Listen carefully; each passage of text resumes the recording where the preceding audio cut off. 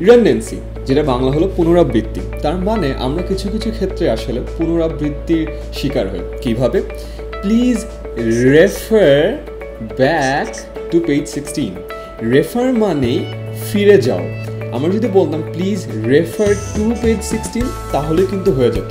আমরা এখানে তা না করে প্লিজ রেফারের পরে আবার ব্যাক ইউজ করলাম। এখানে ব্যাকটা বলার কোনোই দরকার ছিল না। তার মানে রেফার বলতে যা বোঝায় এখানে রেফার ব্যাক বলতে তাই বোঝায়।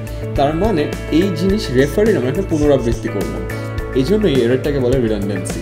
সিমিলারভাবে আমরা এটা দেখি যে do not repeat this mistake again, এই মিস্টেকটা কখনো রিপিট করো না। আর এখানে আমরা আবারও আসলে রিডান্ডেন্সি এররটাই করছি। কীভাবে? রিপিট মানে কি? পুনরায় করা। এগেইন মানে কি? পুনরায় করা। তার মানে এই রিপিটেরই পুনরাবৃত্তি আবার হচ্ছে এগেইনে। সো আমরা আবারও রিডান্ডেন্সি এররটা করে ফেলছি।